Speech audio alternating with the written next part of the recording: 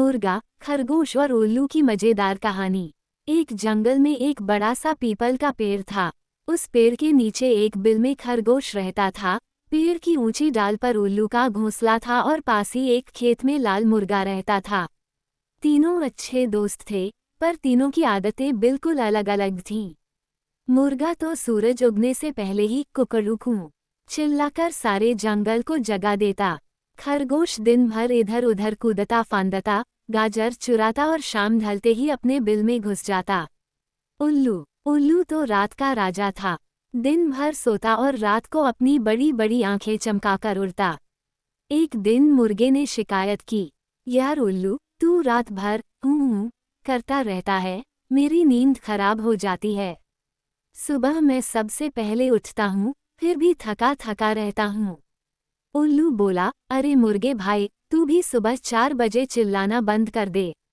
मेरी तो रात भर की नींद खराब हो जाती है। मैं जब सोने जाता हूँ, तेरा कुकड़ूकू कान में घंटी बन जाता है।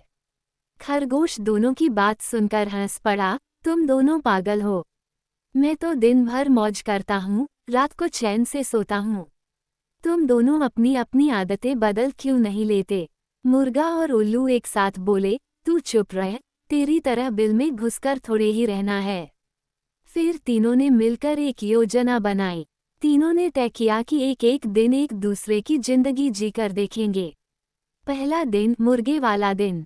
खरगोश और उल्लू ने सुबह 4 बजे उठकर कुकड़ूकू चिल्लाना शुरू किया।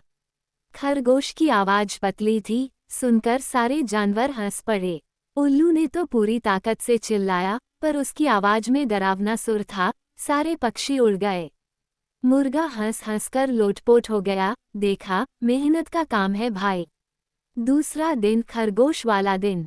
तीनों दिन भर कूदते फांदते रहे, गाजर चुराने किसान के खेत में गए। मुर्गा तो 2 कदम कूदा और थककर बैठ गया। उल्लू की बड़ी आंखें धूप से चुंधिया गईं, वो पेड़ पर चढ़कर सो गया। खरगोश बोला, देखा, दिन का मजा ही अलग है। तीसरा दिन, उल्लू वाला दिन। रात को तीनों जागते रहे।